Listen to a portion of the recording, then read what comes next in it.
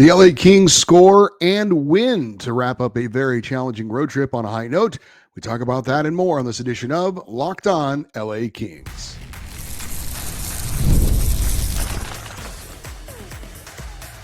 You are Locked On Kings, your daily podcast on the Los Angeles Kings, part of the Locked On Podcast Network, your team every day. Apologies for those technical difficulties to start there. Hey, Kings fans, welcome to Locked On LA Kings, part of the Locked On Podcast Network, your team every day. Thanks for making Locked On LA Kings your first listen every day. We are free and available wherever you get your podcasts and on YouTube. I'm Eddie Garcia, your host of Locked On LA Kings. I've worked in sports media for the past 30 years, co-host of the Puck Podcast, a weekly NHL review show that's been putting out content for the past 18 years, and a passionate LA Kings fan for over 30 years. Today's episode is brought to you by Gametime. Download the Gametime app, create an account, and use the code Locked On NHL for $20 off your first purchase. The LA Kings played game 50 of the NHL season and game 5 of their very challenging 5-game road trip in Raleigh, North Carolina on Saturday against the Carolina Hurricanes, one of the top teams in the Eastern Conference. Kings were looking to at least get a goal after being shut out in back-to-back games, but also hoping to get a win to avoid being swept on this current 5-game road trip. As for the Kings, what the lineup was that they would put out there, they would continue to stick with the 12-6 setup after playing the 11 forward, 7 defenseman lineup for so many games. But it would be Andre Kopitar centering the top line with Adrian Kempe and Alex Turcotte. Second line, Philip Deneau with Trevor Moore and Warren Foegele on the wings. Third line, Quentin Byfield centering Kevin Fiala and Alex Ferrier. And the fourth line, Trevor Lewis with Tanner Jeannot and Akil Thomas. Vladislav Gavrikov would move back to the left side, but would stay on the top pairing, and Drew Doughty would join him, this in response to Mikey Anderson being injured in the previous game, suffering a hand injury. He is normally on the top pairing on the left side, but he is out for now and listed as day-to-day. The second pairing would see Brandt Clarke draw back into the lineup after being a healthy scratch for a couple of games. He'd be paired up with Joel Edmondson, and the third pairing would have Jacob Moverara with Jordan Spence, who dropped down from the second pairing on the right side to the third pairing. Goaltender Darcy Kemper back in net after David Riddick had gotten the start in the previous game. Big question going into this game for me, pretty easy. Would the Kings score a goal or two and give themselves a chance to salvage a win in the final game of this road trip? As for the game summary in this one, Kings started off okay, but they would allow the first goal of the game, fell behind 1-0. But with about 5 minutes left in the opening period, the Kings would ensure they would not be shut out for at least a third straight game, as Philip Deneau would score unassisted after a Carolina turnover, and we would be tied at 1-1 after one period. The Kings' first goal in over 8 periods of play, but not their last, thankfully, in this one. Second period, typically not the Kings' best period during the season, saw LA score not once but twice, and Trevor Moore would get a goal. Kevin Fiala would follow it up, and the Kings had a 3-1 lead going into the third period. Now, Carolina would score early in the third period, put on a pretty good push with a 3-2 score, and seemed to be gaining momentum, but Kevin Fiala would score his second of the game, and that seemed to take a lot of the steam out of Carolina's comeback attempt. Final score, Kings 4, Hurricanes 2 on the season. The Kings improved to 27-17-6, 12-14-5 on the road, and end the road trip with a win, finishing up the 5-game trip 1-3-1. As for the game stats in this one, shots on goal favored Carolina 28-26. As far as the power plays go, no power play goals for either side, but the Kings killed off 3 Carolina power plays where LA went 0-for-1 with the man advantage. Faceoffs narrowly favored the Hurricanes 30-29. Hits favored the Kings 22-15. And block shots, LA had 16 to Carolina's 10. So what was good for the LA Kings from a team standpoint? Well, honestly, if you didn't know the circumstances surrounding this game and you just tuned in to watch a game, I don't think you would have known or had any indication that the team in white, the visiting team, the LA Kings, had been a team struggling to score and obviously struggling to get a win. They came out and played this game as solidly as they played any of their wins, fairly recently. Certainly did not look like a team that wanted to get this road trip over with and head home and just kind of say, screw this, we'll get back home and we'll be okay. They went out and they battled and they had energy and they skated hard and they surprisingly didn't show much baggage from kind of what's been going on with the team lately, which I thought was kind of impressive. I think that says a lot about the team and how they're able to kind of turn the page and, just focus on the next game and able to get obviously a very good win against a Hurricanes team that has been very good at home this season. Coming into the game, the Hurricanes had a record of 25-1. So the Kings get a much needed win. And also after falling behind in this one, 1-0, they come back and get the next 3 goals. And again, just a really solid all around effort from the Kings.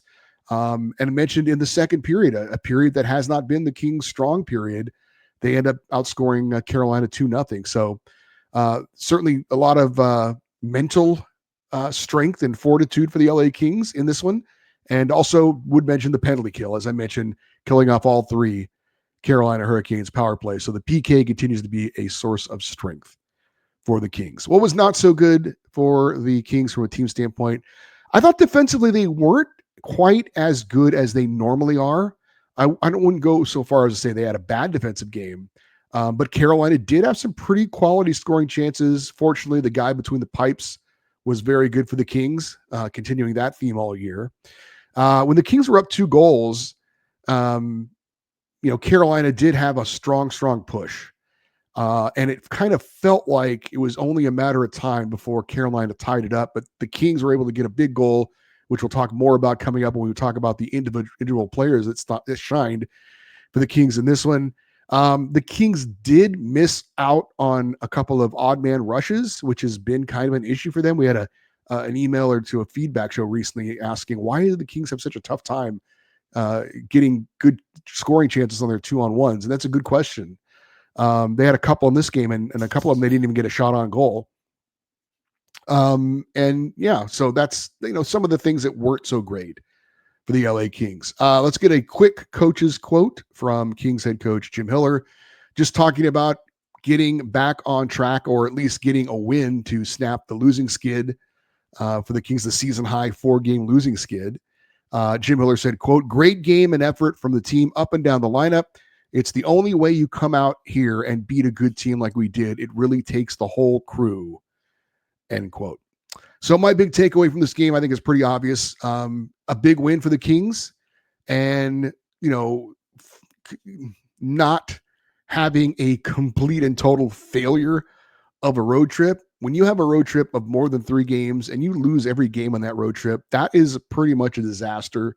And obviously, if they had been shut out again, it just would have been awful. But to close the trip, at least getting 1 win and having, scoring multiple goals. It wasn't a 2-1 win, although we would have certainly taken it under the circumstances, but to get 4 goals and have some guys step up as well who have been having less than stellar seasons certainly is a positive for the LA Kings. Now they get to go back home where they've been so good this season, kind of hit the reset button. You've got 3 home games before the upcoming 4 Nations face-off break.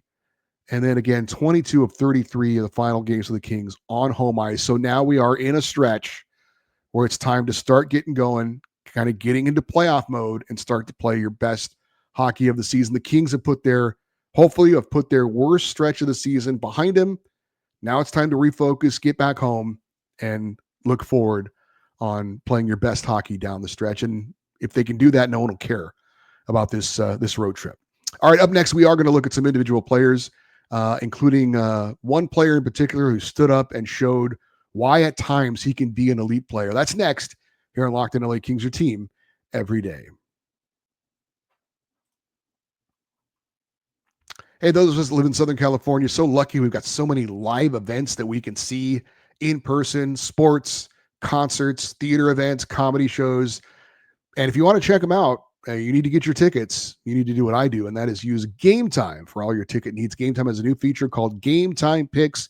It makes getting tickets to live events even easier. You filter out all the fluff, shows you only incredible deals on seats, so you don't have to waste your time looking through thousands of tickets. The all-in pricing feature shows you the total up front. There are no surprises at checkout, and you'll get the lowest price guaranteed, or Game Time will credit you 110% of the difference.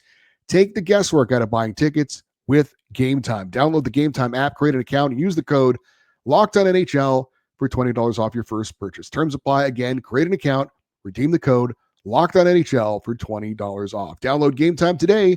What time is it? Game Time. Let's get into some individual players and what they did in this big win over the Carolina Hurricanes. And we, of course, always start with a goaltender, and that was Darcy Kuemper. And he needs to be started off with. I thought he was phenomenal. I take notes during the game because I want to make sure I don't forget anything. And every time a Kings goalie makes a save that I consider to be above average or above routine, I will put that goalie's name and then just put save. So when I write down Darcy Kuemper save, that means he made a quality save.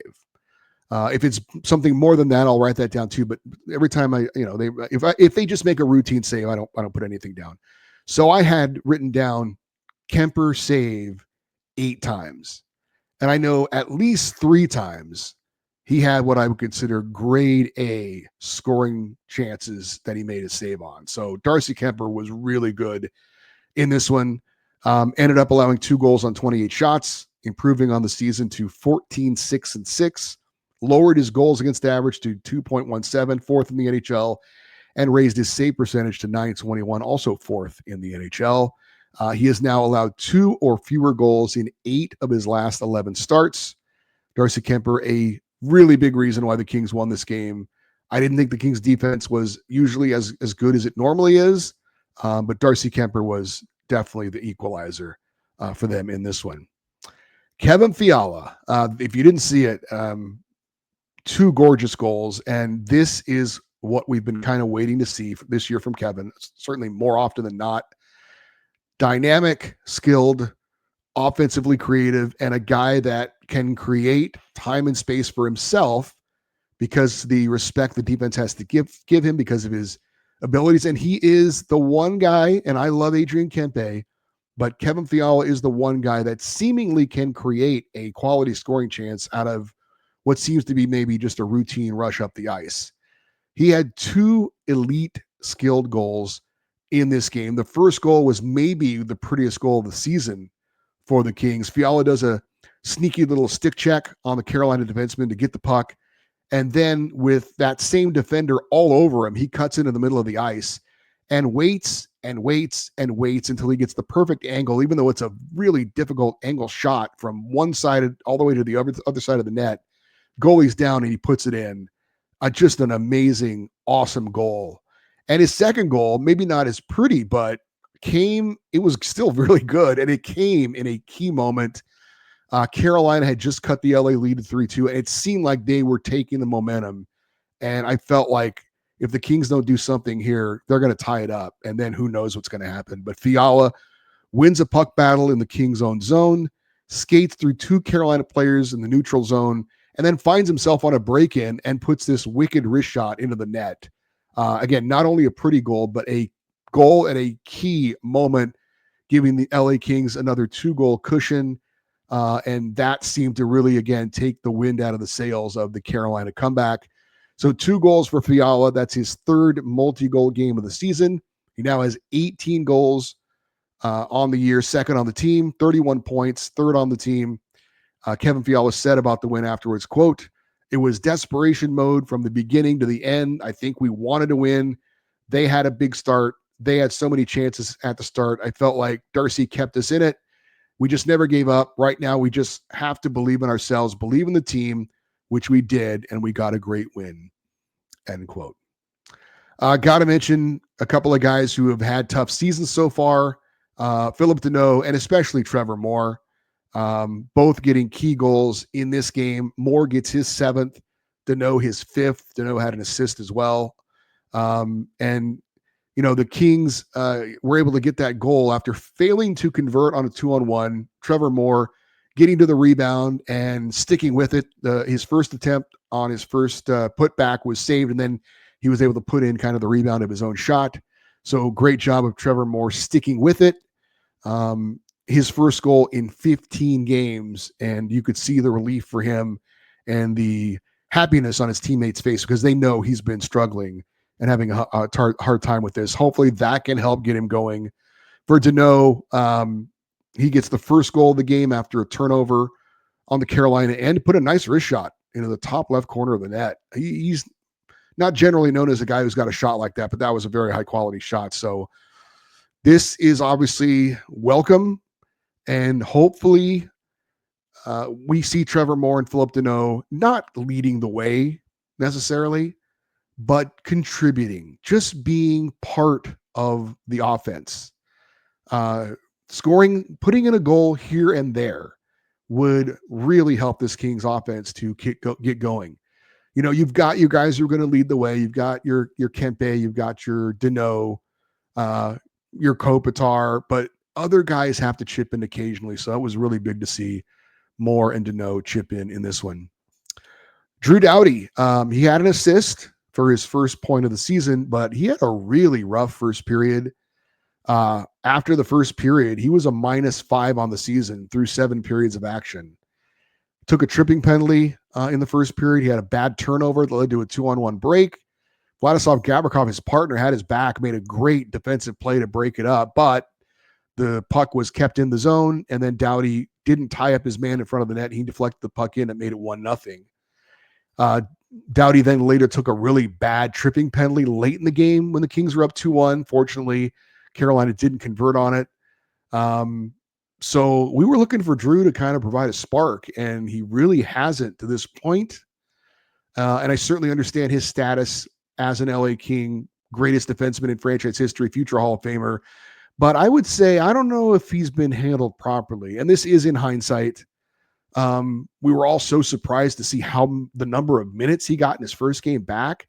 And then he almost had the same number of minutes the next night in back-to-back games. And now looking at it, maybe that was not the best way to handle it. He should have maybe been eased back more into the lineup rather than just kind of thrown into it like he had never been gone.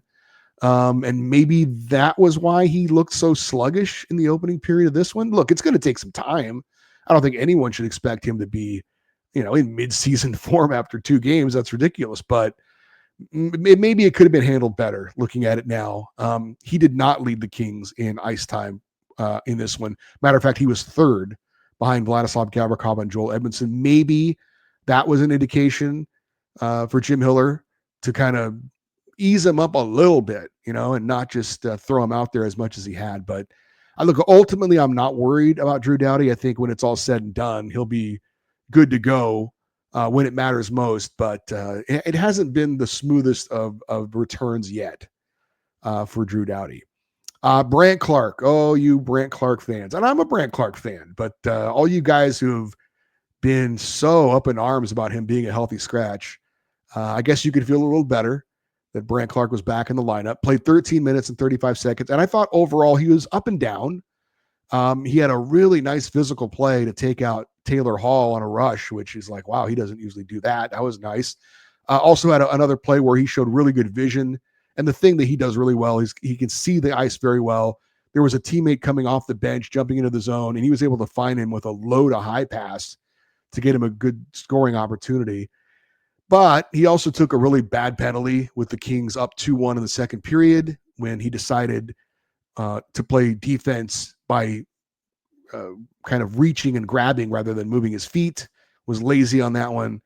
Fortunately, the Hurricanes didn't score, but then the Kings were up 3-1 in the third period, and he let a Carolina player get behind him for a break-in goal to make it 3-2. And I don't know, maybe he thought his partner, who I think it was Mo Varar, maybe he thought he had it covered, but you have to have better communication with your partner. You cannot let somebody get behind you in the third period when you've got a 2-goal lead and give them a break-in all alone to score. That was a bad breakdown. You can't let that happen. So I've said before, I don't think him being a healthy scratch is a big deal. I certainly would have thought it was a big deal, though, had he not gotten back in the lineup after Mikey Anderson got hurt. That was not the case.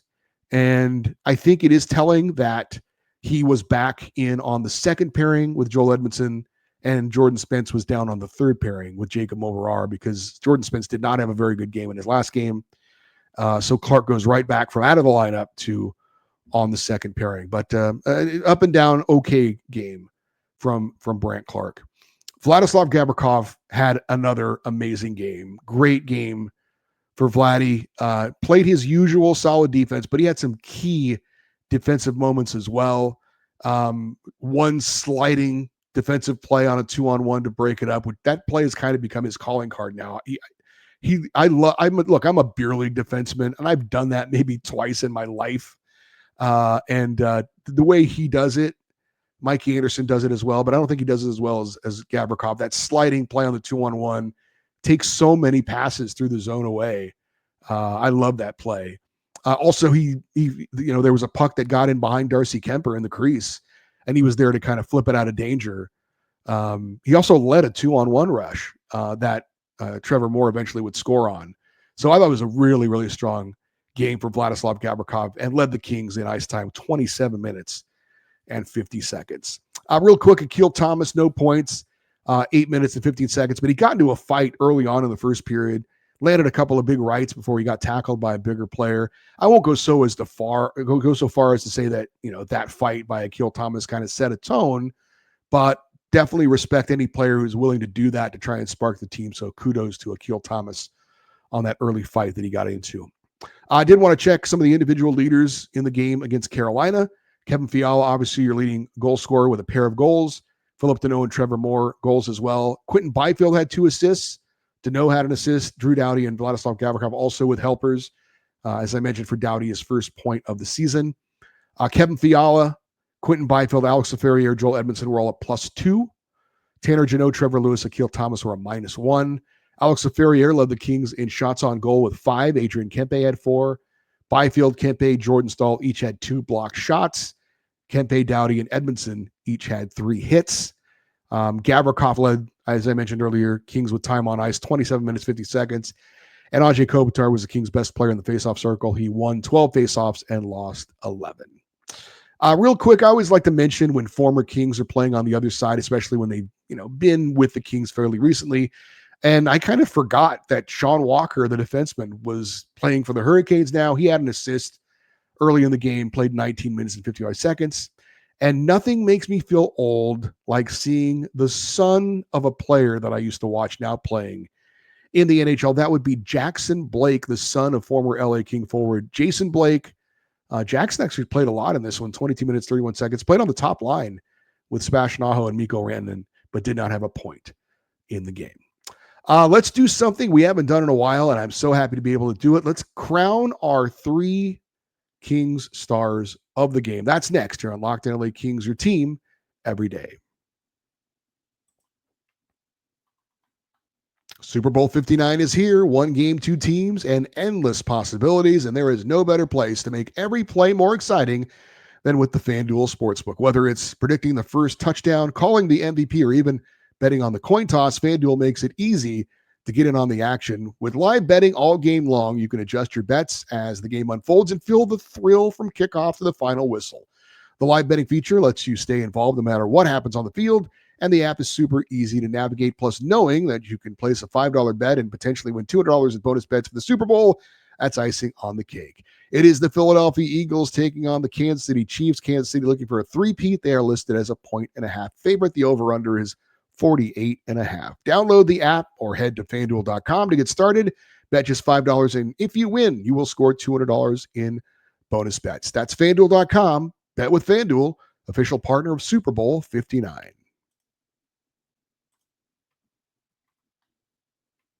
All right, we do it after a win. We haven't done it in a while, but it's time to crown the Kings 3 stars of the night. And my number 3 star, I'm going with defenseman Vladislav Gavrikov. Thought he had a tremendous game. He's had a tremendous season for the LA Kings, and who knows if he's going to be with them or not next year, but it's all about the now. And Vladislav Gavrikov turns in another great performance defensively, all over the ice, saved a couple of goals, made some great plays, and a nice job by Vladislav Gavrikov. My number 2 star is netminder Darcy Kemper. Not only making the saves, but making several quality saves to keep Carolina from getting more than 2 goals. Thought he was really strong, but I think the number one star is pretty obvious, and that is Kevin Fiala for his 2-goal performance, but both goals, elite skill. Not only finishing with his wicked wrist shot, but just the way he was able to get the puck in position for a good play. That's the Kevin Fiala we need to see more of going forward. That was absolutely phenomenal. Great game. Kevin Fiala is the number one star for the LA Kings. Quick look ahead. Kings are now heading back home, if they're not back home already by the time I'm recording this. And they're now off until Wednesday. And then they will be hosting the Montreal Canadiens. They then have back-to-back games on Friday and Saturday to close out before the Four Nations tournament break. On Friday, they have the Dallas Stars, and then on Saturday, they host the Anaheim Ducks. Montreal is a team that's in the hunt for a wild card spot in the East, but they're still in a rebuild mode. Dallas, one of the top teams in the Central Division, a lot better on home ice than on the road. And the Ducks improved, but also still one of the bottom teams in the Western Conference. So I think the Kings, within mind how they've played lately, but within mind how good they've been at home, coming home with a chance to get a couple of wins, I think, on home ice before that Four Nations face-off break. And speaking of the Four Nations face-off, there's still been no announcement as to who will replace Alex Pietrangelo on the Team Canada roster defensively. So we do not know if Drew Doughty gets that spot or not. And I believe the powers that be there with Team Canada don't have to name somebody until like the day before the tournament. So there's no rush on it for them. With all due respect to Drew Doughty, I would say if they saw the last game, I don't know that that helped Drew's cause to be named to the team, but hey, he's still got 3 more games to try and persuade those folks to pick him or not. First game for Team Canada in that event is Wednesday, February 12th. So I think they have until Tuesday the 11th to name who the replacement will be. We'll see if it's Drew Doughty or not. And I think there are both positives and negatives to him being named to that team. I did want to mention Mikey Anderson, as expected, did not play in the game against Carolina because of that hand injury he suffered against Tampa Bay, officially listed as day-to-day. I'll be a little surprised, not surprised at all he didn't play against Carolina. I'll be a little surprised if we do see him, though, before this break, just to be cautious. All right, for you everydayers, those of you that listen and watch Locked On LA Kings every day, we will look ahead to the upcoming week coming up, tell you where the Kings are on the standings, maybe give you a rain report coming up with our Sunday show. If you want to get an email in to me for anything, especially the Kings Fan Feedback Show every Friday, Locked On Eddie is the email address, EDDIE. And you're always welcome to post your thoughts if you're watching on YouTube in the comment section. We'd love for you to stay interactive with the show on social media, X, Twitter, and Instagram. We're at Locked On LA Kings. I'm Eddie Garcia. Thank you, as always, for listening and watching this episode of Locked On LA Kings, part of the Locked On Podcast Network, your team every day. Have a great rest of your day. We will talk to you on Sunday. And as always, go Kings, go.